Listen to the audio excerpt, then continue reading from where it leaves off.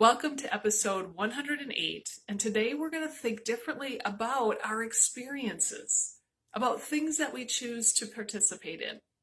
I'm Kathy Rotes, and I'm excited that you've chosen to join and learn with me as we just talk about experiences. These can be any kind of experiences, but particularly what I want to talk about today is conferences that you attend or learning experiences that you choose to attend. So at the end of August, I attended a leadership conference in Orlando, Florida. And on the way home, I was traveling with a very astute fellow learner. And she said, "Hey, what's your system after a conference? What's your system to review and recap everything that you just learned?" I even said to her, I'm like, "Wow, that is a very interesting question. That's a good question."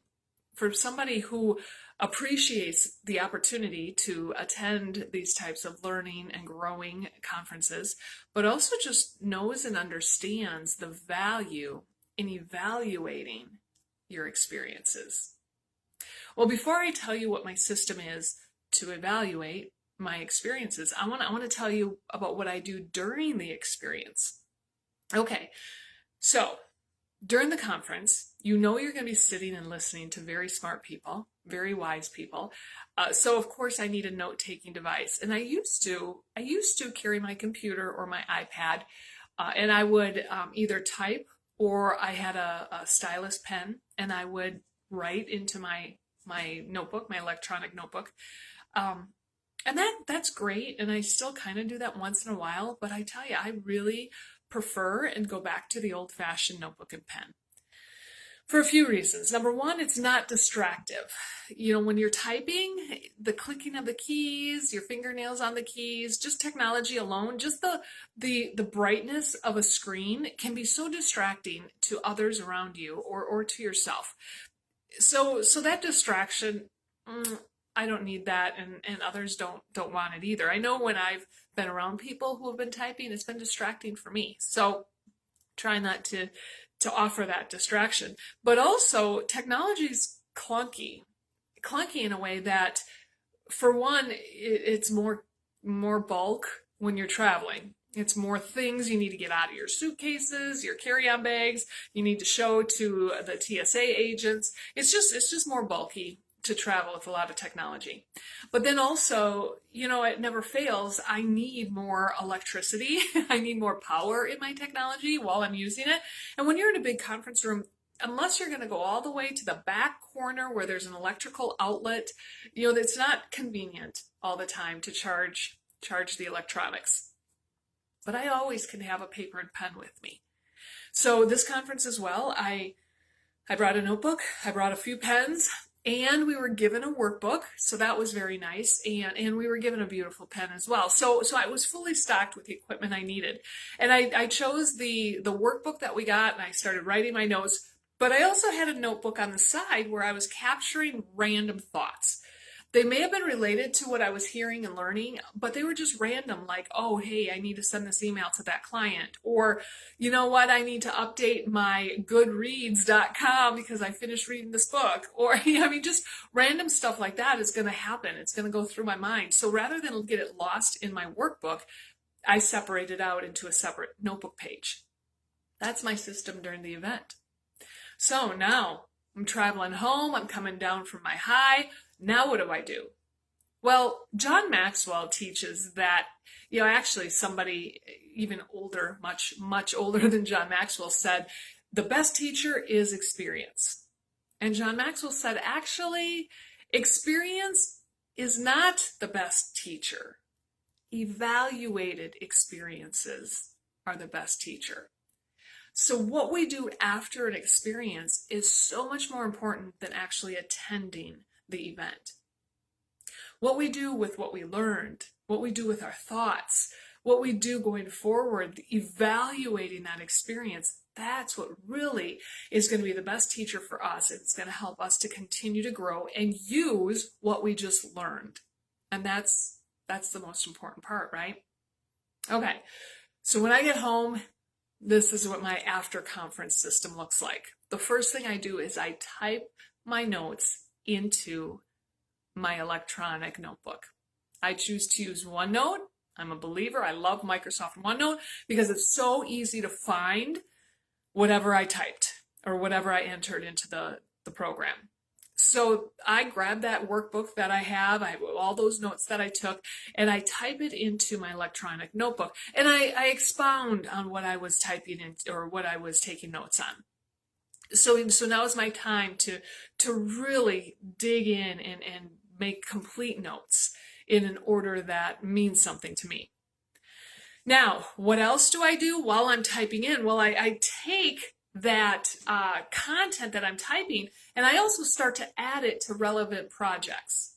For example, there was many quotes or there's many ideas that are being shared, and I'll go add it to a class that I'm teaching or a class that I have taught in the past. So the next time I teach it, I have the up-to-date content. I have the new idea. There was a really good idea shared on perspective during the conference.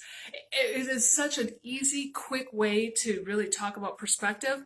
I love it. So I have documented it under the conference notes section of my electronic notebook, but I also went and linked my perspectives class to this new idea and this new content. So that kind of connection is going to bring value. It's going to keep my content relevant and new and fresh. Every time that I go back and teach, I'm always going to have something a little new. Then finally, step number 3 in my whole system is I start creating a task list based on my notes. Because not only that notebook that I had during the conference where I was kind of capturing random thoughts or random tasks, but my mind is really going to go deeper now that I'm pondering the content even more, and I'm going to think of ways I can use this to communicate with clients besides adding it to classes. Maybe there's a client that needs a certain piece of the content that I learned. All of these types of tasks, or maybe I want to research something deeper, or maybe read something. All of this goes into a separate page, and it creates my task list of what I want to do going forward based on what I learned. And then I print that task list and I get started. I start adding things into my calendar so that I can actually do what I had come up with in my ideas. So this is my system, and I got to admit, I attended this conference. Actually, I got home on September 1st, so 19 days ago. I'm not done with step 1. I'm not done entering my notes into my electronic notebook because life happens. That was the Thursday before Labor Day. Then we went up north for Labor Day weekend, and then it was a holiday, and then I had other engagements, and then I had a team retreat that I was preparing for. My priority isn't to necessarily get back to my notes. It is a priority, but yet there was other things that definitely came before it. So I'm still working on it. I'm still typing my notes in. I'm still expounding. I'm still creating my task list. It's a process, but it's a process that I don't want to rush, and I don't want to just skip or avoid. John Maxwell also said that learning to pause allows growth to catch up with you. And that's what I feel this process really is for me. It's learning to pause. I'm trying to type in maybe 1 page a night, maybe 1 page a week. But when I do that, then I have the opportunity to really pause on that page and think about that content for the next week before I move on to the next page of the workbook. This definition, learning to pause, this is what evaluating your experiences is all about. I'm not only retyping my notes, but I'm learning to pause and think deeper into the experience. And an experience doesn't have to just be a conference that you attend. An experience could be an adventure, a travel, a vacation, just a conversation at Panera Bread. Any kind of experience that affects us, that impacts us, that influences us needs some evaluation time. So my challenge to you is we don't have to attend big events. We don't have to leave our office. It could be a meeting through Zoom, but create yourself a system. Think differently about your experiences and create yourself a system so that you don't lose what you learned. You know, the scientists and researchers have proven that when we leave a situation, we lose 80% of what we just learned. That's a lot of wasted time. However, we can increase the retention if we take time to think about it, if we evaluate the experiences, if we write it down, and even if we speak it out loud. Share it with somebody. This is what I want to do. That's what's going to increase our retention and truly allow us to use what we learned. So take advantage of the great teacher that we have and the experiences we get to be a part of. Take advantage of all of the learning and growing that we have in front of us. And be intentional. Be purposeful. To spend time evaluating those experiences so that we continue to grow on that moment. You all be great this week.